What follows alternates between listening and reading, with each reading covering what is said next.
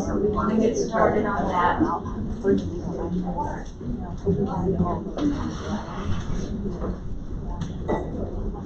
How are you doing, Gabe? Good, how are you? Doing well. Well, I'm enjoying it. Yes, very much.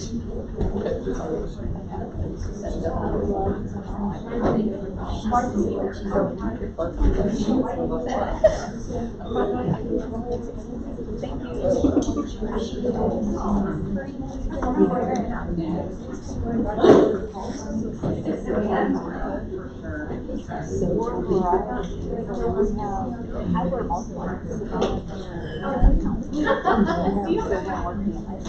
Okay, let's go ahead and talk about reevaluation. So reevaluation is our last phase. And most of you are very familiar with asking questions when your client comes in for the next session. How have things been going? Have you done this last week? So it's a very natural process that we already do, but we want our reevaluation for EMDR to be just a little bit different. We want them to attribute those changes that they have had in their sleep, maybe in their appetite, maybe in their anxiety level, to be attributed to the work that they're doing in EMDR, so they can make those connections. And so the basic question we ask is, what's changed since yesterday? In your groups of 2s and 3s today, you are going to be asking, how have things been since we processed yesterday? So very basic questions in reevaluation, but again, we are going to do them just a little bit different with EMDR. So there's the 3 types of reevaluation. Today you're going to be asking about yesterday, and we're looking at either a complete or incomplete session. So if it was a complete session, even though it's complete, you got a set of 0 twice, you got a VOC of 7 twice, you got a clear body scan, they may come back today and say, well, last night I had this dream come up, and I think it's related to what we did yesterday. So now the complete session becomes incomplete because there's another target associated with it. So just because you completed, we're not just going to assume that that target has stayed the same, because it could have opened up other memories. And so that's why, and we have specific questions we're going to have you ask that will give you that information. The second type of reevaluation, and it's all about the target we processed yesterday. The first is just kind of a general sense of how have things been since yesterday. Then we're going to hone in on that specific target. And then the next reevaluation is prior to the end of treatment. I have found, since I've done EMDR treatment, that I will have clients that are chronic, that have chronic conditions, or I've seen for a really long time, are saying, I think I'm done with therapy. I think I'm done with my treatment. Which, if some of you have worked with our severely mentally ill individuals, that never happens. But with EMDR, it does happen. It makes a tremendous difference for them. Most of the clients that are afraid of abandonment, if you say, you know, I think we're beginning to get close to ending treatment, what typically happens? You never see them again. They don't know how to say goodbye, or they're scared to say goodbye because that feels like an abandonment. So they want to leave you before you leave them. So if you give them a hint or two that therapy may be completed or we're getting done with our therapy, then they're usually gone. And so that's a way of, again, the really cool stuff of EMDR is that they're telling you, I think I'm done. They're telling you, I feel so much better. And so we're connecting them with resources in their community, with social contacts, and they have that support system outside of therapy. When you start for a lot of complex trauma, you're the only support they may have in their life. You're the only person they talk to. But kind of like with your client, Belinda, that doesn't have friends, we want that to be something that's a result of EMDR as well. So if you want friends, how would you create a future template to start making friends? Start being a little bit more involved in your community. Or what are you interested in? Could you start an art therapy group or be involved in or a dance class or pottery or all of those things that, again, they now have time to focus on things that they love to do versus staying frozen all the time in trauma and isolating themselves. And so it gives them an opportunity to live life again, live life differently. So in phase 7, we just want to review what that actually means. We learned that a complete session is all about a SUD of 0 twice, a VOC of 7 twice, and a clear body scan. And incomplete will mean that the SUD did not get to 0 unless it's ecological. The VOC did not get to 7. For some reason, they may not have been able to accept that PC, and they may have been stuck at a 5 or 6. And then there is something also that didn't clear from the body. There could be pain or just a tightness, a tension. And so we look at that as an incomplete or unfinished. And so when we look at an unfinished session, and when you come back today to your groups of 3, we're going to be asking these questions. What has gone on since the last time I've seen you? Is there any change in your habits, your behaviors, your sleep patterns, your eating, your relations with other people? Is there any reactivity that's higher or lower, better or worse? And is the present trigger still holding a lot of intensity, a lot of charge? And then was there any dreams? Did you have dreams about anything? And that's why I asked that this morning from processing yesterday. Did anybody have dreams related to that last night from yesterday?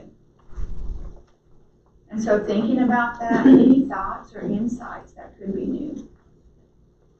And then an awareness of their answers. So as you think about evaluation, think about that for yourself. When you get together with your groups of 3 today, you'll actually be going through that. The next type is reevaluating that previous target. So the first one is going to be about, I got a tickle in my throat just a second.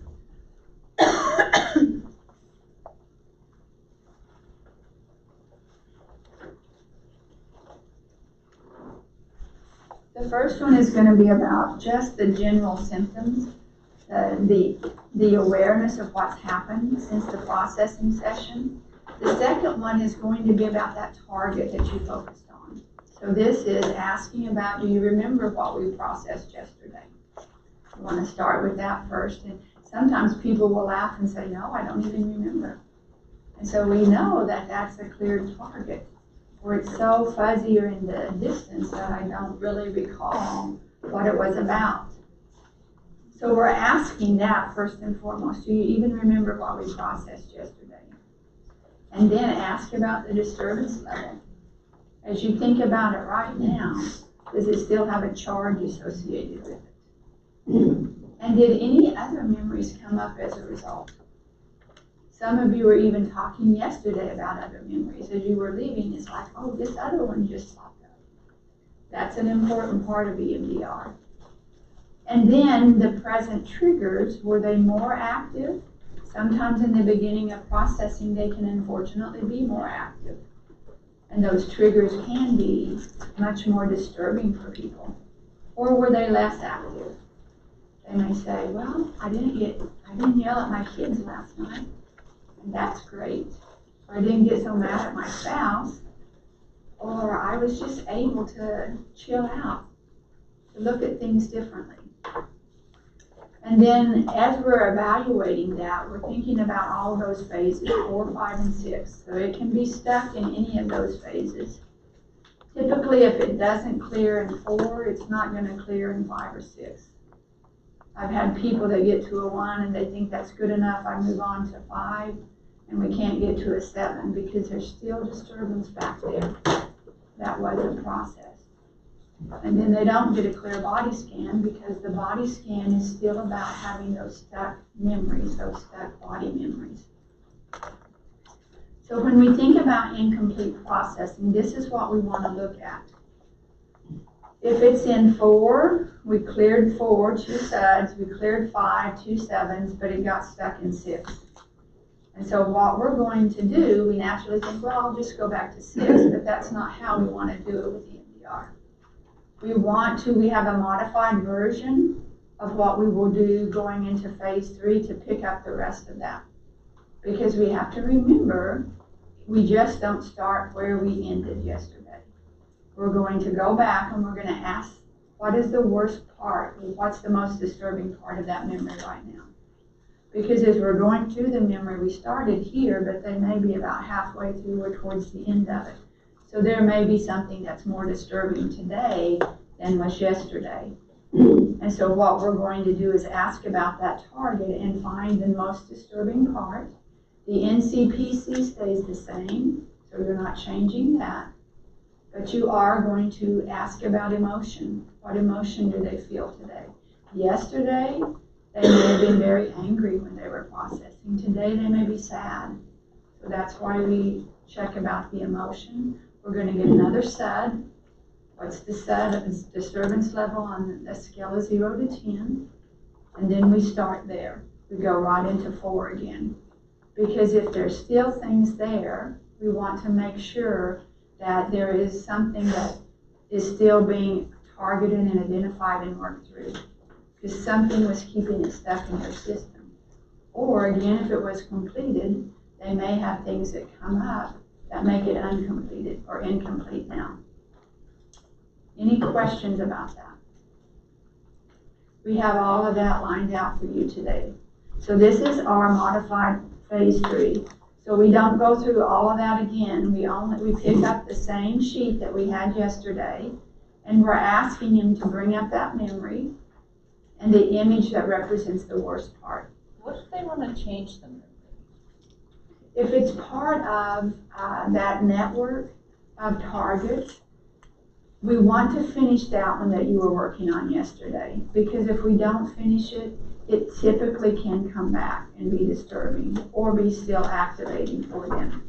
If there's a new one, Belinda, we would just put that on their treatment plan and say, we're going to come back to this, but let's finish this one that we're at right now. Good question, though.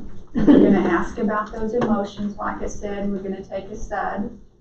Now we can ask where it's at in the body, because it may not be fully processed. It may be the same place it was yesterday. Could be the chest, could be the stomach, could be in my muscles, wherever. And then we go right into the processing. So you're going to have a modified phase 3 that we will give you, and then that will allow you then to pick that back up, go right into 4. You may not have a lot of time that you have to spend in phase 4. You can move through it pretty quickly. But we really want to look at then, once we have that completed, if you had a completed session, we're going to check to see if it still feels complete. And then if it is, they can't remember it, they feel good about it, there's no disturbance, then we're going to move to the next memory in chronological order. So that's why we look at the treatment plan. That's why we finished it this morning. So now you've got your treatment plan for your practicum group this afternoon. You're going to look at your treatment plan and what's the next one in order, chronologically, unless there's a reason and to do something different, and we'll talk about that later too. But we also want to check to make sure that one has a charge. Because sometimes we can find that when I process the touchstone, there are 4 or 5 other memories around that also get processed. So we're going to say, okay, so we started with age 3 yesterday. How about the 6-year-old memory? Does it still feel disturbing on a scale of 0 to 10? How disturbing? Or they say that's a 0. Okay. How about this next one at 12? How disturbing does it feel when you were in school?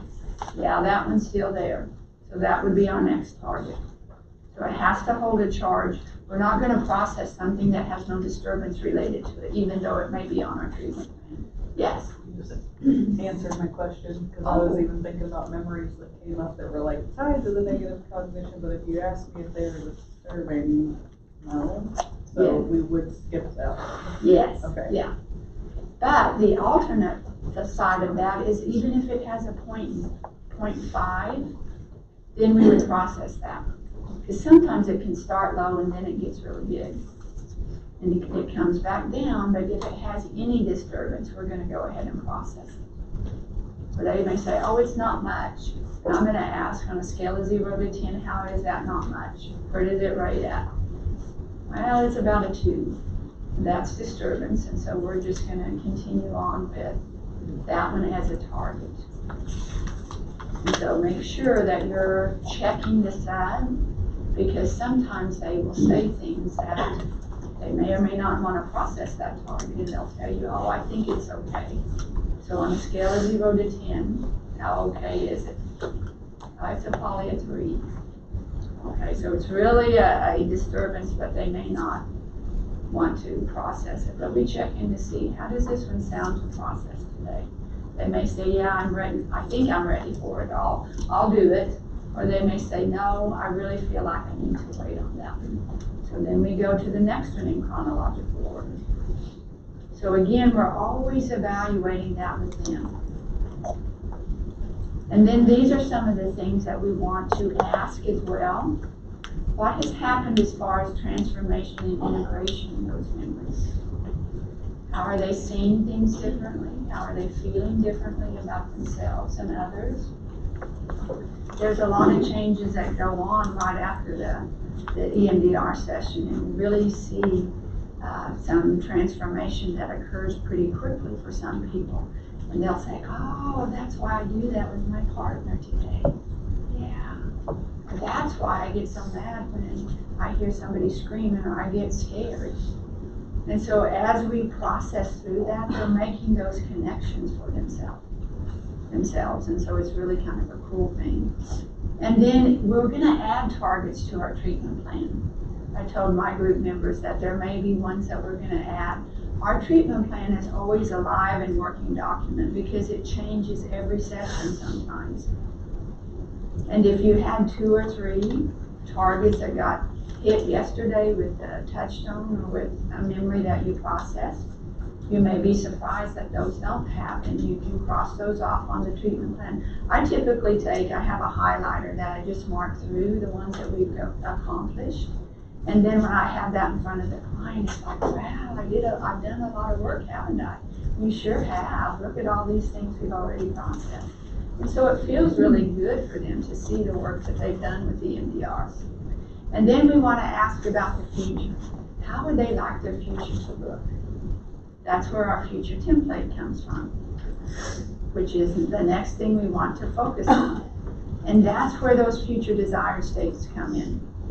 So as you've already set them up, this will make a bit more sense to you. And the terms we've already used, how do you want to react, feel, or behave in the future if this or something similar happened? And so we're going to use the future template protocol for this. And that's part of our treatment planning. We've already got those triggers down there. We've identified a future desired state.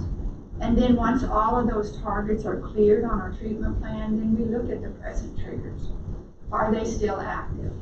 Are they still triggering for you at work, socially, and with your closest relationships? Sometimes they clear from the processing, sometimes they don't.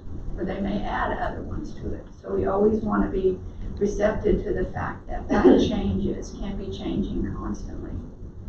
We also use this one in what we call a standalone protocol, because it can be used like if they have a family reunion coming up, and their family reunion could be involving someone that was a perpetrator, an uncle, a grandpa, whomever, and they're thinking, oh my gosh, I don't want to see that person. How am I going to handle that? So we work through that on the future template. What they want to say, what they want to do, how they want to protect themselves. We'll say, I don't want to miss my other family members, but I don't think I can cope with this. Or what will I'll just freeze if I see that person. So we're going to work on that. We help them see that.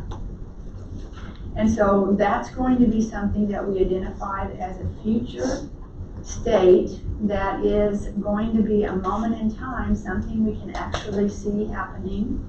And it's all about that neurochemistry that we're creating. The neurochemistry is identifying in our brain again, and I mentioned this yesterday, this gives us other alternatives. Instead of coming to the end of the road, we have 3 different ways to go. I was telling Cheryl, Jefferson City is the hardest city to drive in because we got lost I don't know how many times, almost every day. And so it's like, too many pathways there. That's a little confusing. But when we go through trauma, we want 1 or 2 choices. Well, we want more than 1 choice. We want 2 or 3 choices sometimes. And so we really do want to feel like our clients can handle things in different ways. It's just not going back to what I know. Our brain will always go back to what we know if there's nothing else to choose from. We do that under stress. That's the DMN. We go back to what our default is. And so we want to put something else in there. We identify that experience by the words you came up with this morning. Then you're going to have that client run a movie. And this will allow you to see how that actually gets installed. So this is going to be when we have that. Let me pull up that practice sheet.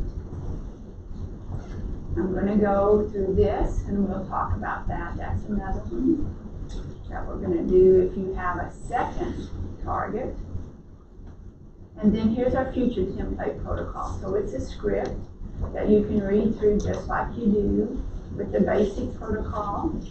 You're going to say that, you're going to identify how they would like to believe, feel, react in the future. And then we identify a PC that goes with that. Now we don't have an NC with this one because it's not a memory. It's something that hasn't happened yet. It's something that we're creating for the future. So here's the PC that we're going to identify. And we're asking them to imagine stepping into the scene. Notice how you're handling the situation with the words you identified. Notice what you're thinking and feeling and experiencing in your body. Let me know when you're ready, and I will begin the BLS, and you can let me know when to stop. Now, this is one that you don't have to count. They are just, you're starting the BLS, they're running their movie, and you just continue until they put up their stop sign. So you're allowing them to run through that movie, and then they let us know when they're done. And then we're going to say, what are you noticing? We go through that, and then we're able to continue on. And then what we're going to do, we're going to check that PC, or check the PC with the VOC on a scale of 1 to 7. And then we're going to create a challenge, something that they feel like could happen, could be a future fear. And then that way it allows them to think about anything that could interfere with that. And we work through that as well. Then we put that into the movie. And it allows them to address anything that's a possibility. So they're prepared for that. Versus saying, well, what if I do freeze? What would you like to do if you freeze?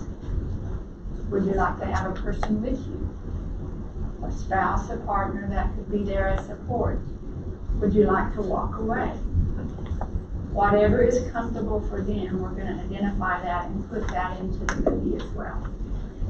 We run through that 2 or 3 times. We're checking the PC again, and then we close it out. So we don't do the body scan. We don't do anything on this one because, again, it's a future template. It hasn't happened yet. We use the PC, and it allows them to see a positive benefit for themselves. So lots of exciting things that we do with the PC or with the future template that allows them then to feel like they have choices. They can prepare for that. And this could be, again, anything that's coming up that they may have a little anxiety about. I had a client that I used this with a year or so ago, and her daughter was pregnant and she was having a baby shower, and her sister driving up from Texas is an alcoholic. She identified her as an alcoholic, and she always drinks at all the functions. And she said, I don't want my sister drinking. This is a baby shower. She was so afraid, and she said, I can't not invite her because she's part of the family. So we worked through that. We identified what happens if your sister shows up and she's intoxicated. This is how I want to handle it. She said, I'm going to talk to her first and let her know that if she's drinking, that I feel would be disturbing for everyone. And so she worked through that, talked to her sister. Her sister showed up sober, and she came back the next week and she was so excited. I had such a wonderful baby shower because I addressed it all before it ever happened. And it was so good for her to feel like she had a sense of control. Yes. So what if we were trying to have things in the past that should be processed, but they're avoidant, and we prefer to address the future protocol? Would that be appropriate to do then? We can start there. Sometimes we want to at least have one session with the basic protocol so they don't interpret the future template as the MDR, because sometimes there can be a confusion about that. Well, I just want to focus on that. In fact, I have one client that has a really hard time going back to the past because there is so many overwhelming emotions. And so we work on the future. How would she like that future to look like with her communication with family even now? We've done some basic protocol work with her. So it's helpful if you can do a recent protocol or a basic protocol with a recent event. And then you can do the future template. Yeah. So some clients prefer that. And that's just their readiness. We sometimes call it that they are defiant or they're resistant or whatever that is. It's their answer. It's their AIP coming in. So we want kindness there and just kind of understanding that this is going to be hard. This is all new to them. But they know they just want to feel better. So if we need to start with a future template after that initial basic protocol, then we would do that. Yeah. And that can calm their system down in such a way that when they leave, they're excited. I think I can do this. And so that's a great introduction. As they do some of the future templates, they may be ready then to go back. Yeah, good question. Any questions about this before we leave? This topic, I mean. Not for the day. I'm sure all of you would like to leave today. And you will, but not right now. But any questions about reevaluation of future templates? Okay, let's look at the career path with EMDR. So PTI has a path that you can move on if you desire. You can think about, how do I want my future to look with EMDR? Some of you excuse me, get really excited about doing the MDR and say, I want to do more. I want to learn how to become an assistant, become an approved consultant, a trainer. So this is one that PTI has developed. You're at that number 1 point where you're completing the 6-day basic training. The second is going to be the certification. So we'll look at that, like I said, next weekend and talk more specifically about that. Then you can join our training team, which would allow you then to be a consultant in training, which would be doing what Liz and what Cheryl does. And then you go towards becoming an approved consultant, which is also Liz and Cheryl as well. You become an approved consultant and then you can become a trainer. So you can see that path and just consider that. It's not anything that we necessarily want to pressure anyone to do, but it's just an option that's there. And like I said, we'll spend more time talking about that in the next session. Okay, any questions before we move on? We're actually going to focus on our specialty populations. And we're going to bring up, whoops, we didn't switch over. Liz, you may have to help me switch this one over.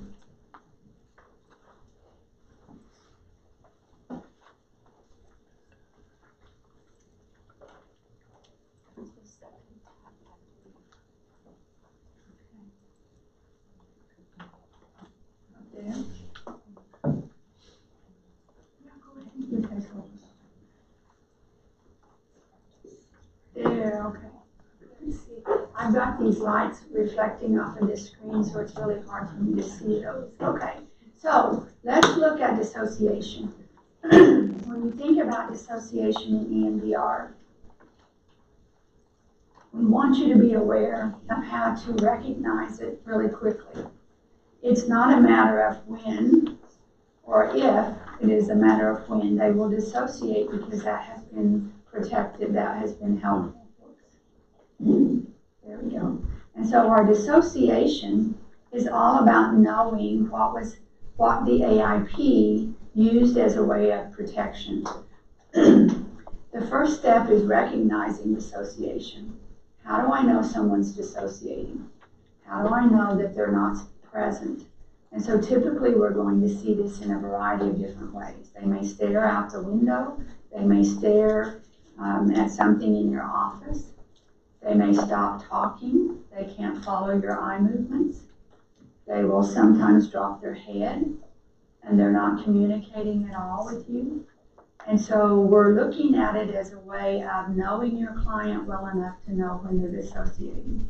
They may start the eye movements and then they just stare and you don't see the eyes moving at all. And so sometimes they can get out of that pretty quickly and keep going, so don't just assume. Sometimes that can be accessing another memory too. So if you're doing this and they're not moving at all, you want to check and see, are you still here with me now? Because a lot of them may be back in that memory. So then also we look at dissociation in the trauma window, the window of tolerance.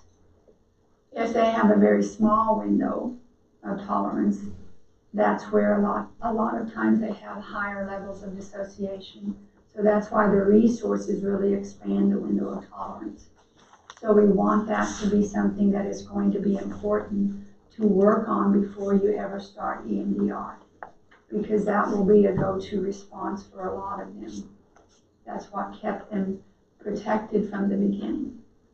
A lot of times if there's something happening to their body, they will go up into the corner of the room and they can see what's happening, but they don't feel anything. They numb out. And so the dissociation can be really helpful when there is sexual trauma, physical trauma, anything that feels too overwhelming for their bodies, and basically it can start at childhood. There's a lot of children. Cheryl will talk a little bit about children and dissociation. But we also, and I'm not any means going to go into all of these, there's several models, trauma models that use ways in which to treat dissociation. The ego state theory, I brought some of my books today. I started to bring a bunch more and I thought, oh my gosh, I can't bring all my library because it would cover the front of the, certainly that chair, but probably the front of the room because I've got a lot over the years. But some of these up here, The Haunted Self is a really good one if you're interested in dissociation. Kathy Steele is one of the authors. There's 3 different authors for that one. So if you have some time during break, Robin Shapiro, Easy Ego State Interventions is another one about dissociation. And so when we work with dissociation, we want you to get more training. It is a very different animal when we work with parts. IFS, there's a lot of work out there done in dissociation, the BASC, behavior, affect, sensation, and knowledge. Excuse me, and then EMDR therapy. So there are going to be ways in which to treat dissociation.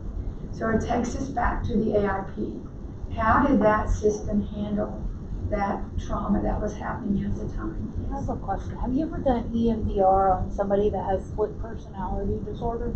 Yes, we just call them parts. We're not calling it split personality. It's a part that was developed to help them cope with the trauma.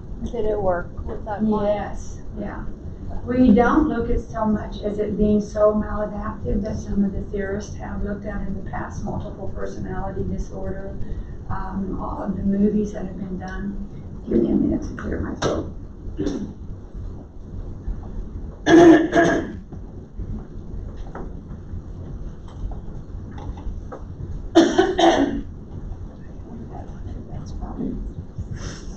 Most of you can remember the movie Sybil. If you remember that one, that's kind of how that all started, the multiple personality disorder. And back in my day and time when I started in the field about 40 years ago, a lot of that was something that was really scary for us as therapists because we had the false memory syndrome. You don't hear about that so much anymore, but the false memory syndrome was accusing therapists of creating false memories. And we were all afraid of losing our license. In fact, a lot of people went to jail and a lot of people lost their license because of that. So in the field at the time, in the 80s, we saw a lot of false memory syndrome because we didn't know how to treat dissociation. And so we were all scared to death that we were going to lose our license if we talked about trauma. Now, over the years, that has changed, thank goodness. But we really want to look at it from a maladaptive way of coping. This is the best way the client knew how to handle it. So that overwhelmed system is creating parts that is helping them get through the trauma. It can be an angry part, a hurt part, it can be a child part, it can be an adult part, it can be an animal. Sometimes we look at it from whatever they needed at the time. And so then those dissociated parts are going to have different aspects that they hold on to from that memory. If a child needs to have someone that fought back for them, there's an angry teenager part that is always in somebody's face, yelling and screaming, and how dare you do this to me? That is a part that was developed because the child didn't have a voice. And so you see those parts get developed in a different way. Sometimes there can be animal defenses, traumatic reactions that are happening, that kind of, mean lion or bear or whatever may have to be part of that. But it can look like those ego states, and we want to be careful that we don't confuse that with alters and personality states. Now, those are words they're not EMDR terms. Now, the easy ego state interventions is something Robin Shapiro has created. So we're looking at it in different terminology, but we don't have the host or the observer or self that was established in the past. We, again, look at it as a part that was developed as part of that survival for our clients. We look at it in a kind and gentle way. Well, of course you had to do that. You were trying to do the best you could as that child. And so we don't identify that in the same way. We look at it as a part that was beneficial or helpful for them. And then that doesn't feel like something's wrong with them or they're crazy. It's like this is something that was beneficial. Now there are times it gets in the way, kind of like our answers, but we really look at how do we treat that, and we treat it differently with EMDR. We also want to look at dissociation as part of a continuum, kind of like ASD. There are lots of disorders that can be looked at on the continuum. We're looking at schizophrenia on a continuum now as well, and so we have a different way of conceptualizing disorders. And it's either this or it's not. It's either this or it's this. It's not that simple.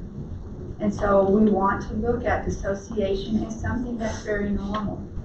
All of us dissociate, probably several times throughout the day.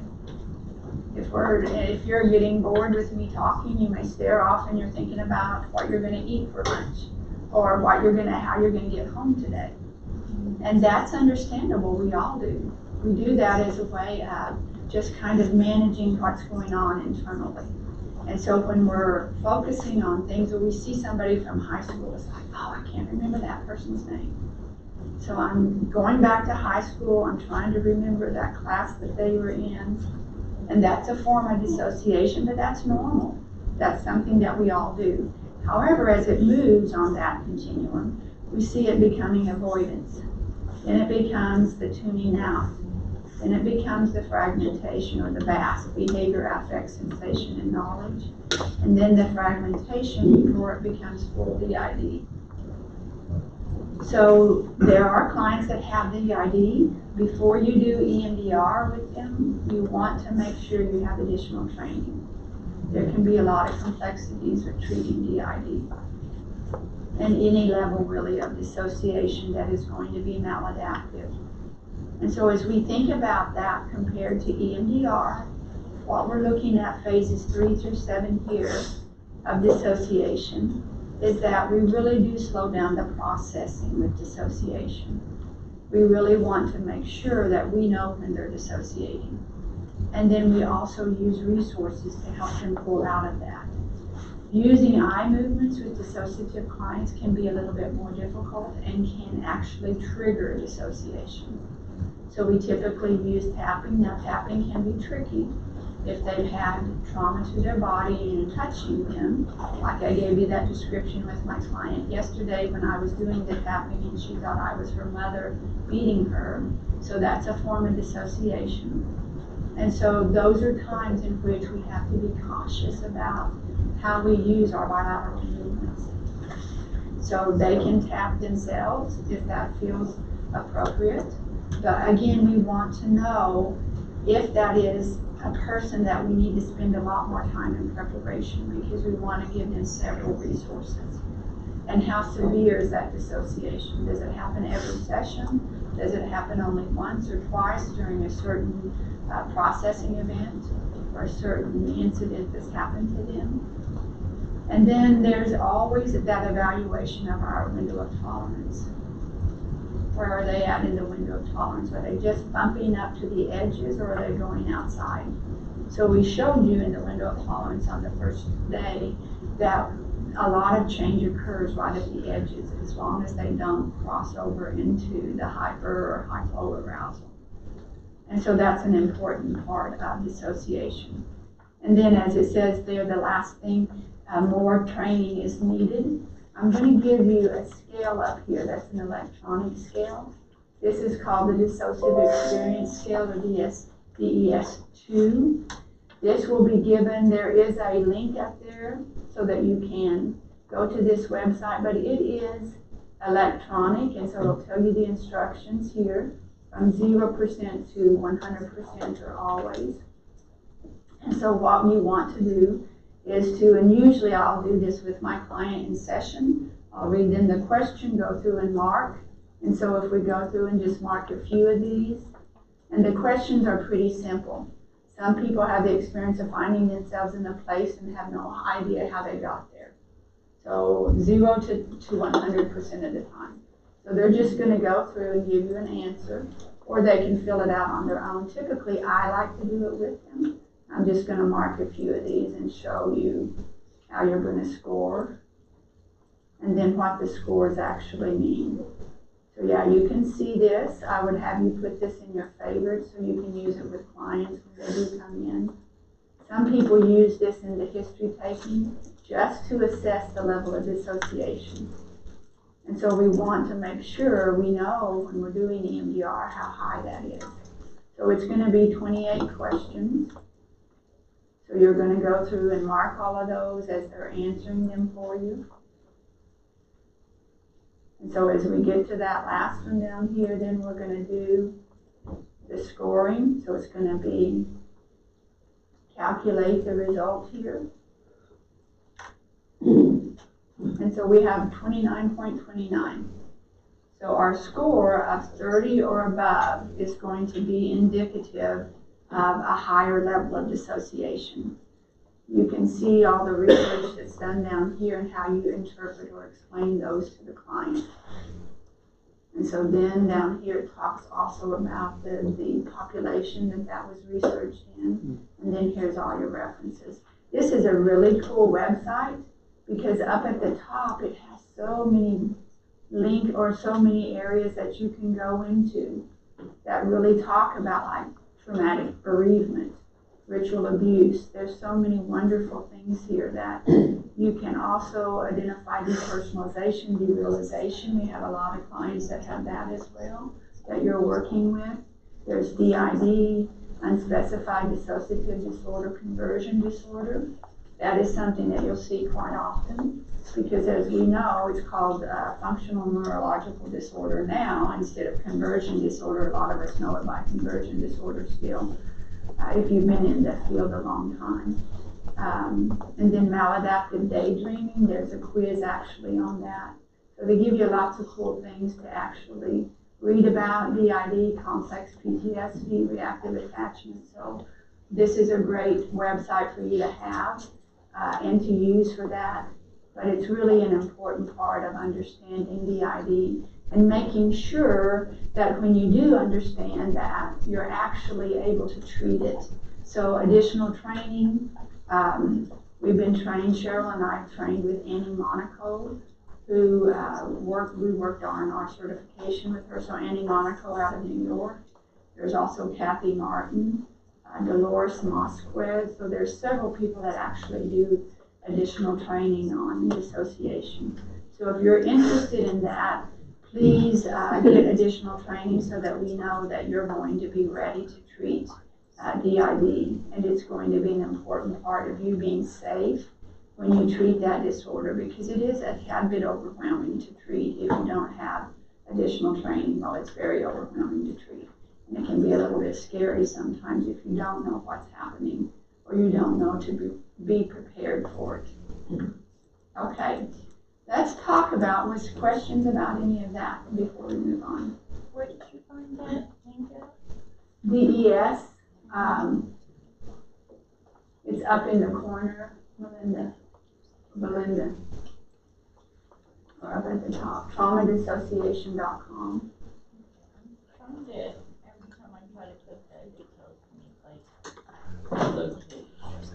If you just look up dissociative experience scale 2, it'll be the first. Okay, thank you. Okay, so let's go into addictions. Let's look at, when we think about addictions and working with EMDR, all of you are probably familiar with the ACE score or ACE scale and how that has impacted the field of substances and addiction. And so some of these percentages or stats are really startling when we look at that. When we look at the ACE score, a 4 out of 10 actually has a 500% increase in the likelihood of developing addictions. That's a really scary statistic. We hardly ever see statistics that high. Or I should say, and it shows a 4,600% increase in the likelihood of IV drugs. So we really want to, and this is also something that you can use in the field of addictions when you're working with your population or your clients. If you've not already done so, add that also to your evaluations if you're working with EMDR and those clients as well. We look at it from the perspective of it's an answer. It is an answer because it helps them cope, it helps them numb, helps them shut down, helps them feel like they can manage. It's all about that regulation. How do I regulate my system? Well, I don't feel anything. They feel like that's the best way to cope. I don't feel anything. I've had clients tell me with addictions is that they have, one client in particular told me as a baby, he was given beer in his baby bottle to get him to sleep. Parents will give children Benadryl so they'll go to sleep. Now, not that that's a bad thing, but their little nervous system, their sleep cycles get thrown off if you're constantly using a chemical. But again, if you've got a baby that's crying in the middle of the night, having night terrors, you want to look at how do we treat that. Francine Shapiro, in one of her books on EMDR, talked about treating an 18-month-old. And that sold me when I read that. I thought, oh my gosh, if EMDR can treat an 18-month-old, this was a little baby that was adopted.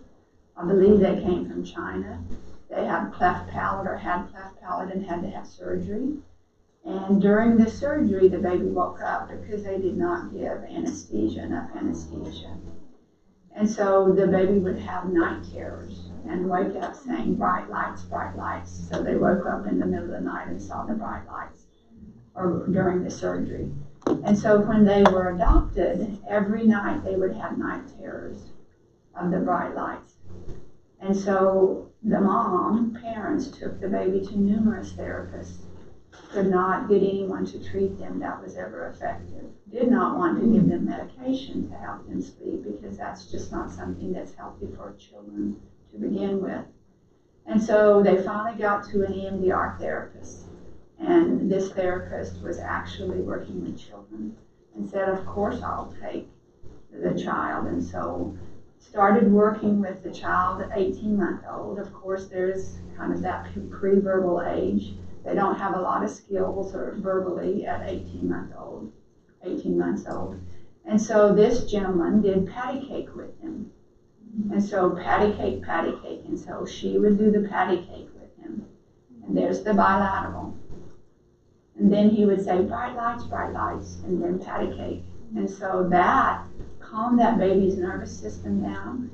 The mother called back the next day and was in tears. She goes, this is the first night she's ever slept. And that was one session of EMDR. And I thought, oh my gosh, if that is something that really works for an 18-month-old, I'm in. I want to do something like that. And so that shows you the power of EMDR, even for an 18-month-old. So think about that with kiddos and how amazing just that being frozen in her system. And of course it would be. My goodness, can you imagine the pain she must have felt, and then the bright lights in her little face.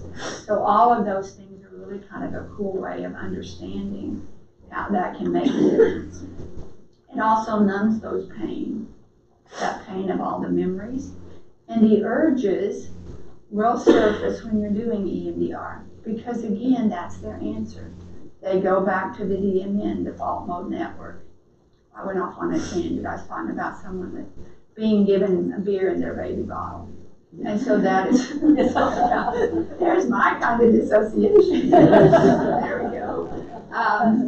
And so it reminded me of that baby story as well. But yeah, there's just so many of those that if they start in a family where there's a lot of addiction and a lot of abuse of chemicals and substances, that's how their parents knew to handle it too. And so sometimes we look at that intergenerationally. How has this shown up from one generation to the next? And so that was an answer for them. That was an answer for mom and dad. But the urges is an important part to recognize. And the cool thing, and we'll get to that in just a moment, are there are ways that we have to treat the urges. So as we look at the phases here, we're going to get the history is going to be about their resources. What resources do they have available now? Do they have a supportive spouse? Do they have a supportive family, a supportive network? Are they going to AA? Are they going to NA? Do they have a sponsor? Are they going to Al-Anon? All of those are part of that history taking. And what do they have available to them? And so that's all about that support system that's around them. We don't want to get the trauma history until we know about their affect management. Because again, that creates an urge to use pretty rapidly when you start talking about trauma. So we want to be really careful that we don't open that memory network up too soon. And so that's why when we do the targets, we do bullet points. We want 1 or 2 words. We don't want a history or a story. And you'll get that because a lot of times, again, it is daily. It's day after day after day. And then they start, I've had parents that will say, well, I want to be the first to introduce my child to smoking pot. Now this is before it was legalized. And so a lot of that happened as a result of that family. They wanted to introduce them to that lifestyle. And again, yes, that's maladaptive, but that happens. And so we need to know that in some families, that is something that is a very common occurrence. Or the child may start using at an early age because it makes them feel better. It calms their nervous system. And so we really want to focus on what it will take to manage that affect, to regulate that intensity. And you can imagine some of the things that they will feel, or some of the flashbacks that they may have from all the trauma, the violence, the abuse. Those things are going to be going on in those families a lot of times. So we want to be aware of how is that triggering to them. So we don't go into that trauma history, and we don't get details with the trauma history. We want to make sure that as we're identifying the target, again, it's 1 or 2 words. We identify that image, the NC, PC, we go through the same thing. And then we're processing through that, just like we would phases 3 through 7 in any other target. We also use Prochaska and Di-Clementi's stages of change there. Whoops, didn't mean to do that. And so we use in motivational interviewing. We can use all of those things you already know to do in the field of substances. We really want to look at safety and stability here, though, because that can be very scary. Those of you that work with the population, they can overdose without being fully aware of it sometimes. And so we really want to use a lot of caution in working with them. I've had lots of people tell me I'm not going to work with somebody unless they're sober X amount of time. Well, and I said, well, you're not going to get them to stay sober very long until you deal with the trauma. Because the trauma is what is causing the use. And so we can't, it's the chicken and egg sort of thing. We can't tell them to stop using without giving them coping skills. And so let's teach them lots and lots of resources. Let's have a support system around them that can encourage that sobriety, that contact with the sponsors. Using I worked in substance abuse for 5 years before I actually came into or moved to Burl. I was in Arkansas at a residential facility down there that I worked with, and that's where I did a lot of codependency work with the spouses. And so there was a lot of that I learned over the years.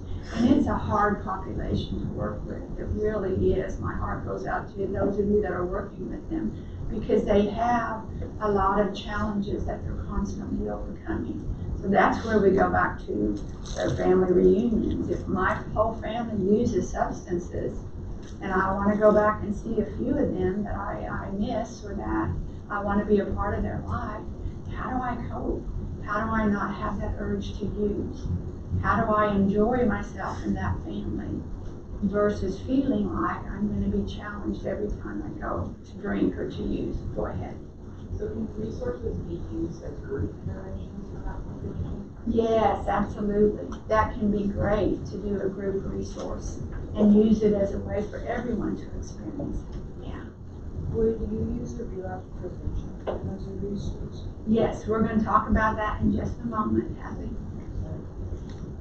You guys are so great. You're a step ahead of me. Okay, so let me go back to that. Sobriety may not be possible. Let me talk about that for just a moment. Timing of treatment is really critical here. So we need to just evaluate that for yourself.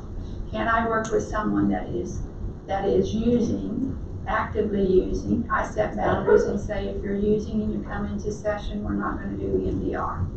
Now it's dependent upon you to decide, am I going to see them and do talk therapy, or am I going to not see them at all? That's your choice as a clinician. Belinda. So, what about when they're only focused on meeting their basic needs, like, food, shelter? Oh yeah, those come first. Safety, Oh, that's what I yes. thought. And so Those I know come that first. understood the process of you actually doing anything, because that's all they're worried about. Oh, yeah. They Well, and sleep it's or- Maslow's hierarchy. Yeah. Yeah, we can't get any farther until those basic needs are met. Yeah. So EMDR may be a bit down the road for them, but as they get more stable, they are safe in an environment, then we can actually start EMDR. Sherry. When you say, not using EMDR when they're actively using, do you mean that they use that day, or?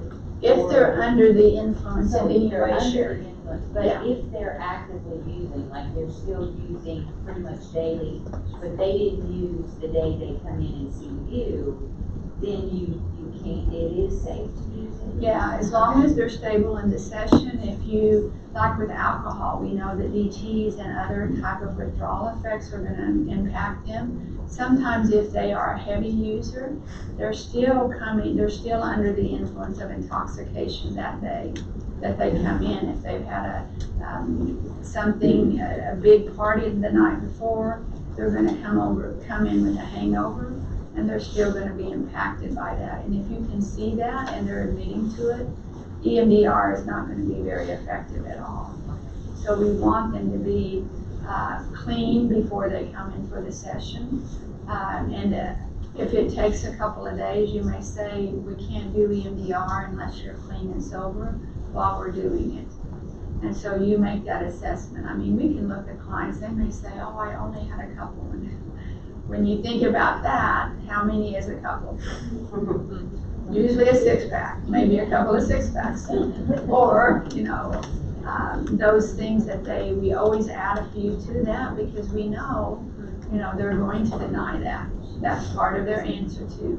And so we want to be aware of if they're using, they're not gonna be accurately telling us most of the time how much they use. But we assess that and we know them pretty well to know if they are under the influence. So we're not unkind, we simply say, we're not gonna be able to do EMDR today. We're gonna need you sober when you come in. So let's work on some resources. You can do resources for that day. And so it doesn't mean you're not going to see them again. That's a personal choice for each one of you to make when you're working with this population. Victoria? What did you, I caught the tail end of what you said about something that, of course, they have to have the Maslow hierarchy of needs met. Oh, benzodiazepines, is that what you were asking about?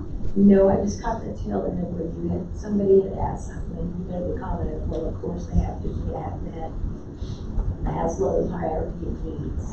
Oh, Maslow's hierarchy of needs. Yes. Yeah, the basic physical needs of, you know, the shelter, food. Yeah, and I know that, but what is, they're not able, you're able to work, not able to work with them until that's met? Yes, Is that what you yeah. said? Okay. None of us can do much of anything until Exactly. that's met. Yeah. Exactly. If I haven't eaten for 3 days, I can't concentrate, I can't focus. If I don't know where I'm gonna sleep tonight, Absolutely. yeah, all of those things are gonna be critical. Okay? Okay, now we ask about, oh, go ahead. I'm sorry, but, Okay, gosh, I'm not able to hear very well. Okay, go ahead. working with the population that we work with, a lot of times, the housing need for instance may not be met for a good while. And so you're saying you can't do EMDR with them? Well, if they have stability while they're at the facility, yes, you can. If they're going somewhere and they don't even know where they're going to go and they are homeless, we would delay EMDR. Doesn't mean we can't do it, but it means we would want them to be in a stable living environment. So if they're in a shelter, for instance, for 30 days, are you considering that to be, because in my mind, that's stable still? That is stable, yeah. I would do that in a treatment environment Yeah. because you're creating that safety for them by allowing them to be there. Yeah. We have we have providers that do EMDR in a hospital setting, a psych setting, where they may see a client for 3 days or 5 days or 7 days, however their insurance allows. But then they leave after that. They start EMDR in the hospital, they make sure they're connected with somebody in the community that does EMDR, and they at least start the process. Yeah. We say some EMDR is better than no EMDR. So let's at least get it started, make sure they're connected when they leave, and that's a way of actually letting them feel some relief from that. Okay, so when we talked about different protocols with this, there are some alternatives at the bottom. The DETER protocol is by A.J. Popke. He is actually someone that passed away a few years ago, but he was a pioneer in substance use, and so he has a DETER protocol that you can use. There's another one by Robert Miller, the feeling state protocol. And what we're wanting to do is looking at those alternative protocols. We have, and I have in this book, EMDR Solutions, there's a few by Jim Knight, when you have the urge to use, and so there are lots of different ways in which you can use separate protocols. And so we're looking at, when we do the touchstone with most of our clients that do have a history of substance use, we don't usually do family of origin memories right away.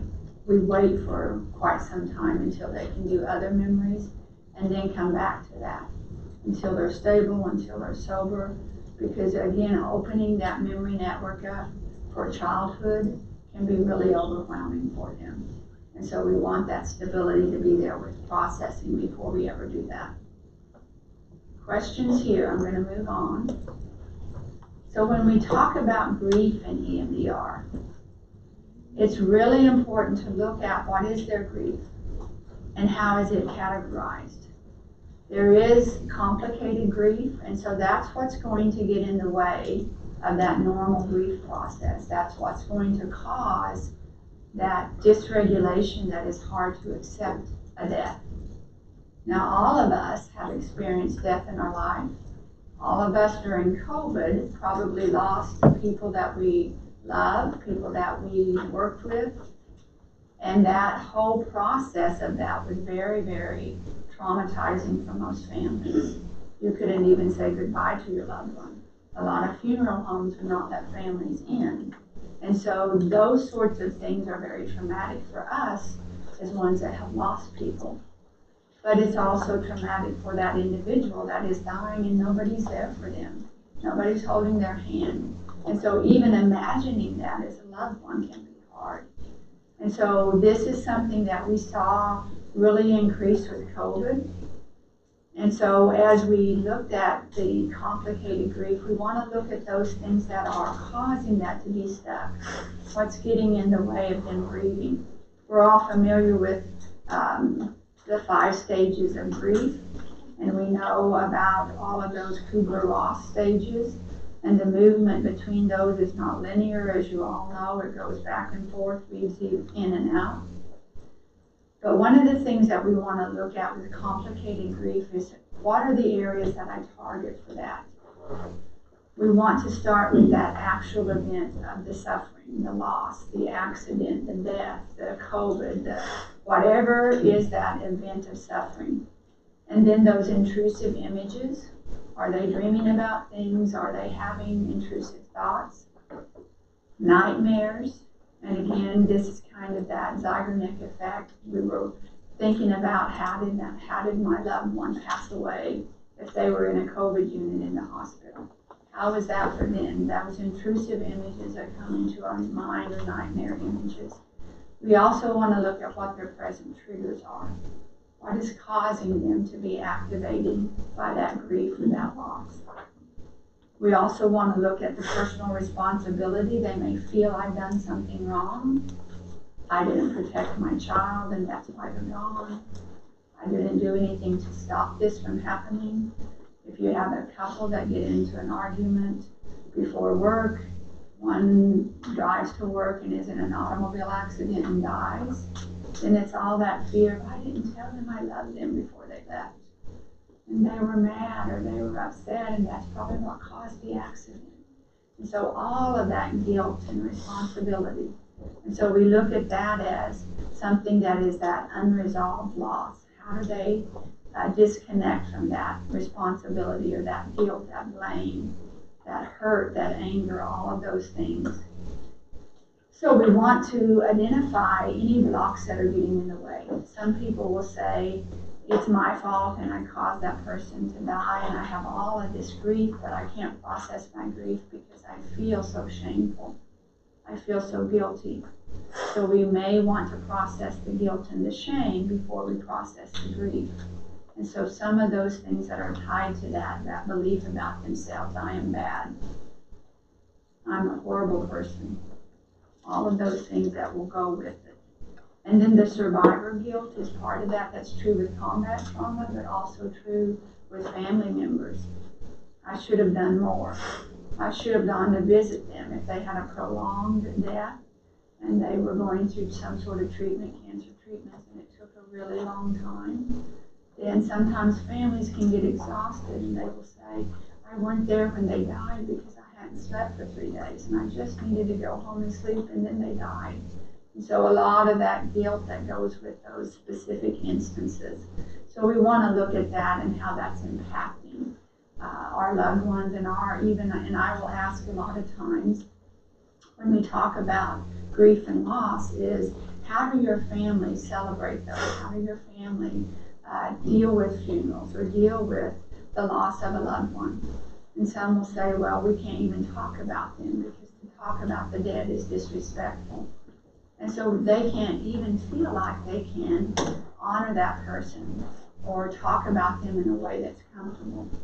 And so I have a lot of fun things that I do with clients that can help them celebrate that person, all the memories of that person still in their life, even though they're gone. And so we work on a lot of those specific things that can help them accept that loss and look at it from a perspective of a way of healing for them. Okay, mortality, I forgot to say that. I have clients that are going through cancer treatment and they're in the process of hospice and dying. And then how do we handle that, their own death? How do they want their funeral to be handled? Is their affairs in order? A lot of them need to get with an attorney and set up a will and all those things before they pass. So those can be very obsessive thoughts. Where is my children going to go? Especially if they're divorced. All those things need to be handled for our clients to be able to process, and even their death. And so knowing sometimes that can be a critical part that we can do with the future template will allow us then to feel like they've got some sense of control over that.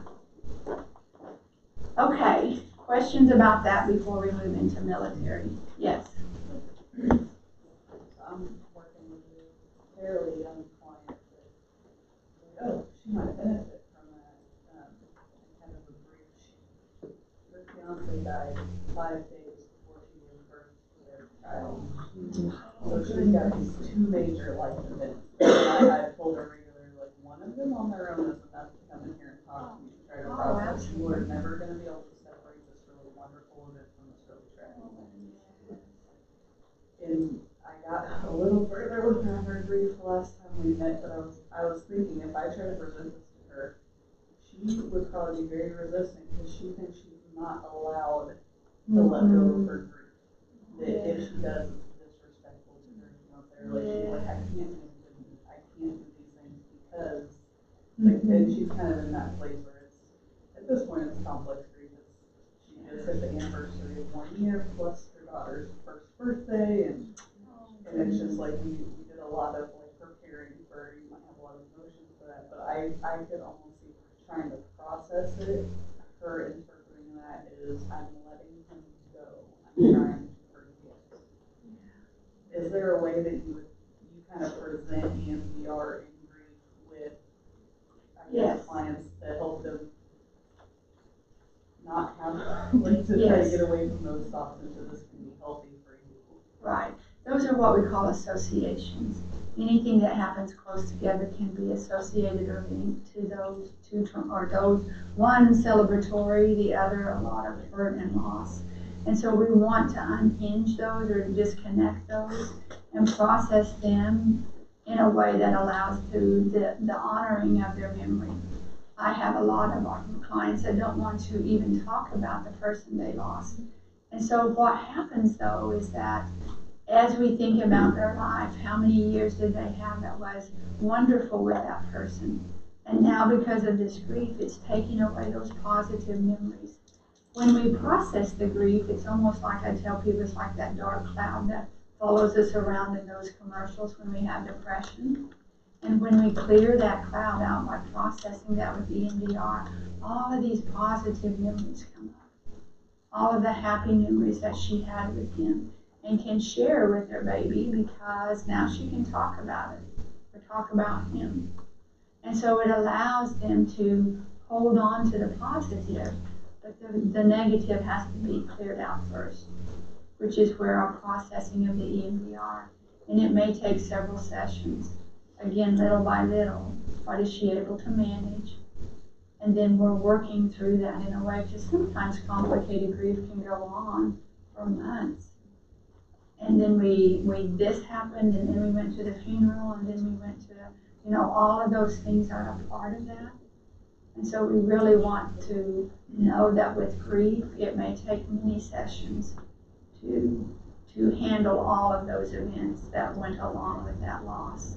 And so that's a really important way of then being able to have celebration with the birth of their child and incorporating him into talking about the father, talking about how he would have wanted or what he would have done. So it's like we want to bring them into their lives because it's a part of who they are. And so we don't want to feel like I have to not speak about this horrible thing that happened at the event of your death or the event of your birth. And so those things are really critical when we talk about how do we handle that and still feel like we can celebrate them, because we don't want the child to be a trigger and feel like I have to lose someone to have this wonderful experience only to be cheated by being excited and happy because of the awful thing that happened along with it. So yeah, that one's a little tricky, but it can be done. Yeah. Did somebody else have a hand up? Okay. Oh, Sherry. Well, I was just wondering, in a situation like that, where they have, you know, that inaccurate belief that if they're not depressed and miserable, it means they don't care. Would you work on that, like processing that as a separate kind of thing before you went on to the actual grief itself? Possibly, but that could be a blocking belief as well. I have to suffer because I lost someone. I have to suffer because I didn't do something right, or I made a bad choice, or whatever it may be. So yes, that can be a blocking belief that gets in the way of you processing that. But it can also be something that could be targeted alone and be targeted first. So again, you're making that judgment call based on your client and what they're dealing with. There's a lot of great grief protocols that we can use, and a lot of wonderful things that I do with my clients is they may say, well, I didn't get to say goodbye. So we create a scenario. If that person were here right now, what would you need to say? And then they create, it's kind of like the empty chair technique, where we have them, imagine them here, and what would you want to say to them? And what would they say to you? And there's the completion of that they didn't get to complete. Going back to the Zeigarnik effect, it's a completion of all of that makes sense to them, that's precious to them. And we will ask, so what would your partner, your spouse would have said about you being the fault of the accident? Oh, honey, I love you so much, I would never want you to believe that you caused that. And so even that, hearing those words are so wonderful to them, because they know them inside, just like I would say, so would you blame them if that happened to you, if that happened to you? Or them if that happened? Would they blame you if that happened, if you were the one that passed? Oh no, they would not at all. And that's a cognitive, we will talk about that next week. But those things are really important, helping them understand that. Okay, so yeah, a lot of separate things that we can do with grief protocols. Okay, so let's go ahead and move into our military and first responders. We want to think of the AIP as something that really gives us a clear picture of what it was like to grow up in their families of origin. So when we talked, I think yesterday we were talking a little bit about PTSD and who develops PTSD and who doesn't. Because we know a lot of the veterans come out and some do not have PTSD. They've experienced the same thing, but others are diagnosed with PTSD. And so that's looked at as a high vulnerability. How is that predisposition to childhood trauma causing them to develop those symptoms of PTSD? In fact, a lot of them that go into the Army are heroes. They want to protect other people. They don't want things to happen to them. So our character type of a hero is all about protecting others, helping others, dealing with those situations that feel out of control for them. And then those high stress environments, living in a family where there's lots of chaos, living in a family where there's lots of anger, fighting, those sorts of things that we look at again as an answer, is going to store those memories in a dysfunctional way. So one of the things that we want to do in phase 1 is always focus on what the client wants, not what you think they want. Because sometimes going to an EMDR therapist and they're a veteran, we say, oh, naturally they want to work on their combat experiences. That's not always true. Sometimes they want to work on the relationship with their spouse and the fact that a baby was born while they were on a TOD, tour of duty. And so when that happens, we have to start where they want to start. We don't say, I'm going to jump into the trauma immediately. And so when we look at that, what are their goals that they are coming in with? Then we look at the resources that they have available to them. These individuals have probably very few resources because they have learned to hold on to things themselves and not share it with a lot of people. A lot of my law enforcement and veterans have not wanted their family to know what they went through, and they never tell anyone in their family of the experiences they've had.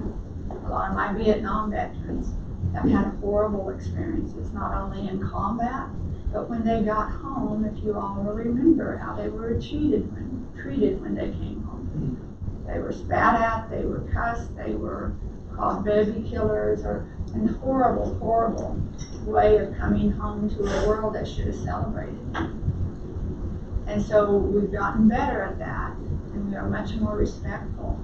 But they lived through, and a lot of them will say the trauma of coming home was worse than what I went through in Vietnam. And so, that is something that maybe their first target is, how did I get received after I almost lost my life? I've got a few veterans that have Purple Heart medals. And so they nearly lost their life, but they don't come home to a city that really embraces them or loves them, or even a country at that time. And so really important to think about that. What are they coming in with? What are they requesting? So their resources, some of them may love to get together with the VFW, the Veterans of Foreign Wars. They come together and they may talk about their experience, but a lot of my veterans will say, I really get triggered when I go to those, because everybody's talking about what happened to them and they don't really help me. So we set up resources that are helpful. One of the things we don't want to do here is to get a lot of details, because their details are not pleasant to hear for us as well as for them to repeat. Some of the things I've heard when I've worked with veterans just give you the chills. They needed to say them, and they will say to me sometimes, you're the only one I can tell this. That's where the therapist is the container. So if you don't have a strong stomach, you probably shouldn't be working with military, because they have some stories, or law enforcement, they have some stories sometimes that they just need to say, but they want to know that you can handle it. And they're very hypervigilant. They're going to watch every twitch in your face. They're going to know that you're okay before they tell you anything. And so this is a population that you need a focus that is very different than just an average person that's coming in for EMDR. Because most of them are very trained, highly trained, not to show anything on their affect at all. Their facial expressions are going to be very rigid. And I don't get a lot of affect change with veterans. Most of the time, the one way that I know that they're doing better with their EMDR is I'll see their jawline protrude when they're in the middle of processing. And that's how I watch to see how they're doing. They won't tell you, I'm fine, I'm good. And so it is a little bit more challenging. We also want to look at what their current triggers are. Is it a sound? Is it a smell? I have a Vietnam veteran, that the spring of the year is always a trigger, because that's what it was like when he was in Vietnam. The smell was different. So every time it rains and gets wet in the spring, he has massive triggers. And we've worked on that for years. It still is a trigger for him. So we really want to know what their triggers are. But it typically has to do with the smell or the sound of something. A grenade going off, like the backfiring of an engine. I've had a veteran that hit the floor one time because he heard the backfiring of an engine, and he thought it was a grenade going off, and he was so apologetic and so embarrassed. He thought, I'm so sorry. And so we know what those triggers are when they're working on that in our trauma work. He was also one that would have nightmares and flashbacks in his sleep, and his activation of his flight would cause his sheets to wear out. So his wife was buying new sheets every 2 to 3 months, because his movement in the bed would tear the sheets night after night. So we worked on that. He actually went to someone first before he saw me, and this individual did not do any resources with him. They basically had him sit in front of the light bar and told him to think of your Vietnam experience and follow the lights. No preparation, no resources, nothing, and he had a horrible flashback never went back to this person again and said, I'll never do EMDR. I have one veteran that I've worked with for years that will not do EMDR, won't even touch it because of that experience. We call that bad EMDR. We don't want our clients having to experience that because that puts a taste in their mouth that they will never, typically never allow that to happen again. So when we ask about a client that's had previous EMDR, make sure you ask what that experience was like. This is safe EMDR. We want it to be safe. We purposely make sure that it's safe before we start processing. There are some that have had it that are not safe. And a few others I've had that have came from the same person basically said, they asked me to sit in front of the lights. One in particular said, think about the thing that pisses you off the most and follow the lights. That was their first session of EMDR. So you can get an idea of people out there kind of doing their own thing with EMDR. And we don't want that to happen. That's why we're very strict about following the protocol. We want you to do safe EMDR. You want to do safe EMDR. You want to treat your client with the utmost respect, and especially these that have put their life on the line. So really important to think about that. And then we want to think about phase 1, other past experiences, family of origin. Think about their family of origin as a critical part of that development of PTSD. I had a client that had come to me that was in, I believe it was Kuwait, could have been Iraq. I haven't seen him for several years now, but he came and he had been to 3 previous therapists that was doing EMDR and it wasn't successful. So he came and said, you know, I'm not real hopeful that this is going to work, but I'll give it a try. And so when we did EMDR, I got the family of origin history, and he said, well, nobody else asked me about this. Nobody asked me about my family. He said, why are you asking me? And I said, it's a critical part of treating EMDR and trauma, or using EMDR to treat trauma. And so when we got the family of origin memories, and his first memory was being 4 years old, and his father had come home from a tour of duty, had put his uniform in the washer. They were having dinner, and then he got this call on the phone. He had to leave because there was a crisis or an emergency. And so he remembers his father getting his wet clothes, his wet uniform out of the washer and taking it with him and telling my client at 4 years of age, you're the man of the house now. You're in charge. And so if you can imagine that for a 4-year-old, then his father went off. Now his father did come back, but that locked in his brain for so many years. And then he said, when we processed that, then we were ready to do the combat trauma a little bit later. But we did a lot of family of origin memories. And he started crying. This is a big guy that you probably wouldn't see tears from. He says, you don't know how much that has helped me. You don't know how much that has let me feel like I wasn't responsible. And so that powerful experience of family of origin really helped him then get the most benefit out of EMDR. And he'd been in a horrible combat experience with, he'd gone to the restroom while he was, his other comrades in his group was actually in a Hummer, and he had gone to the restroom, come back, got in it, and the Hummer had exploded and everybody had died. And so then he, as that person that was still on the platoon, had to pick up the body parts of his comrades. And all of that was a horrible experience. But the previous therapist wanted to do that right from the get-go. He didn't want that. He wasn't ready for that. But they didn't ask about any attachment. And so that's why it's critical for us to go back and to identify all that. That released all of that guilt and shame from that early memory. And we were able to process the rest of it successfully. He was one of these guys that would not have his eye, or he would not open his eyes, and he would hold, I have buzzies, and he would hold and just squeeze his eyes. And I was watching a lot of the facial features.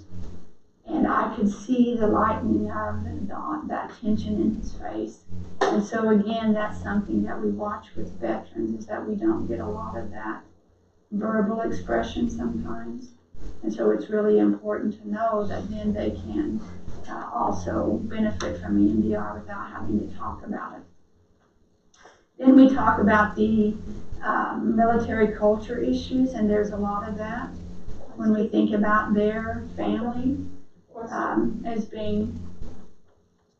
I just had a question about like military clients or sexual abuse clients. Like if they're having a nightmare and it's waking them up in the same spot every night, can you use the completing the dream with that to change the narrative? Yes. Okay. Mm-hmm. Okay. So even not imagined dreams, you can use real experiences that they're waking up continually and staying in that. Brittany, that may have been where they were frozen in that trauma. And so they can only get so far and then they get frozen. Okay. So maybe that's a level of dissociation too, that they're just kind of frozen and they don't know what to do. And then their mind is going to go blank. So they may not be able to finish it out in the same way because there was such terror and fear. But you maybe could do that without verbalization, but using the bilateral stimulation, maybe? Yes, yeah. How would they want that to end? Okay. Yeah. Okay, let's go ahead. Oh, my mouse is working. Let's see if we can do this instead.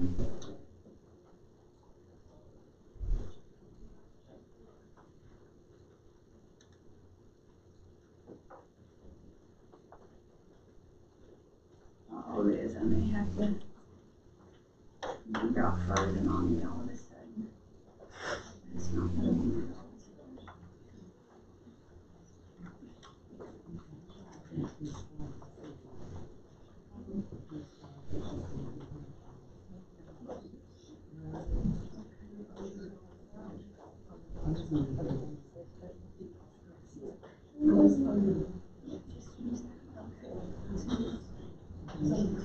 So let me go ahead, yeah, let me just go ahead and, okay, so I'll let you, okay.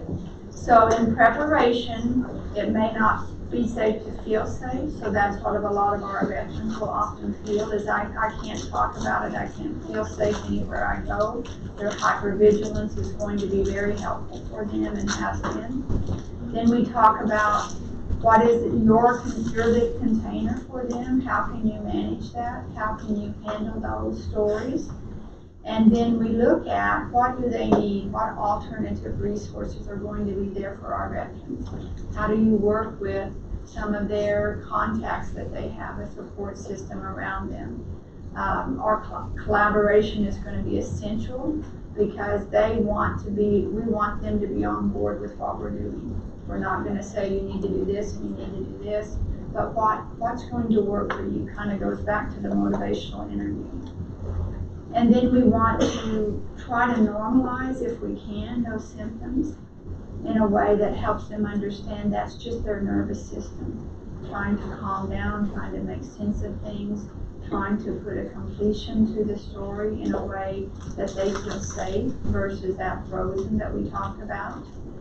And then their window of tolerance, like I said, is usually very small. A lot of that is due to their training. I usually do not have them share details unless they want to. That's up to them. We also may see a really low SUD for them. So a 1 is something that's typical for our veterans, or a 2, because they've learned to internalize or hold everything. And so just knowing that even though it's a 2, it may rise to a 10 and then come back down. We want to look at the blocks, something that they may feel like is their honor, is their duty, they had to protect others, that was their role. And then the processing, we may need to slow that down quite a bit for our veterans. Again, what can they manage? What is the ANS all about?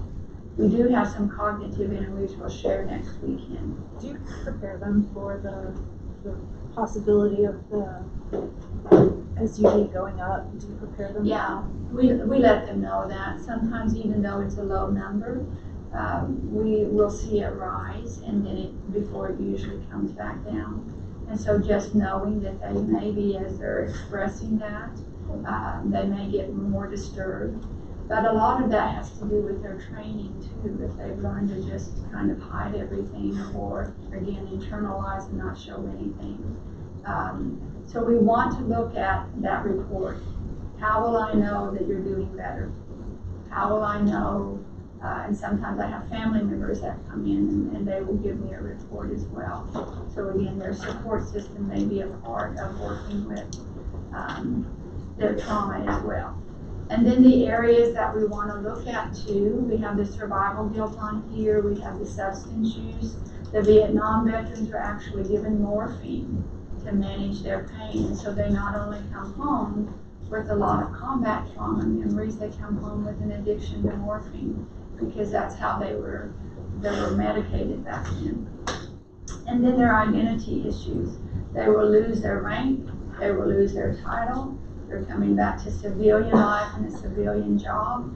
And so it feels like it is very, very hard to adjust and to come back to where they don't have a regimented schedule or a chain of command. And that can be hard for them to even feel like they're doing anything. And that goes back to the integration in society, anything as important as they did in the military. Saving lives or protecting our country or doing those things that did feel like gave them a lot of honor, a lot of courage. And now they're not doing the same job. I just wanted to mention, because I work with veterans that are in treatment court, probably consider the fact that they have legal issues, even though they're supposed to be honored when they come back, something happens and now they're having that identity crisis. Yes, that's an important thing, Andrew, for you to say, and I appreciate you saying that because they do come back with some legal issues and they're in the middle of some of those proceedings. And so we want to know that they don't have to talk about those details and they will tell you that. And a lot of my clients that I've done, I have one client in particular that said, if you asked me to talk about she had a sexual assault from her commanding officer. If you ask me to talk about that, I'll walk out the door. Said, I'm not going to ask you to talk about it. I'm going to have you give me one word. So, and each time she gave me one word, each time we processed. And I never knew what happened. I don't need to know. She knew, and all I knew is that she was getting better. And so, yes, that's an important thing to consider. Anyone else, any thoughts or questions or additions that you can add to this? Michelle. Yeah, so how do you treat the reservists? Because when the reservists come back, usually they're not considered lumped into the federal definition of a veteran.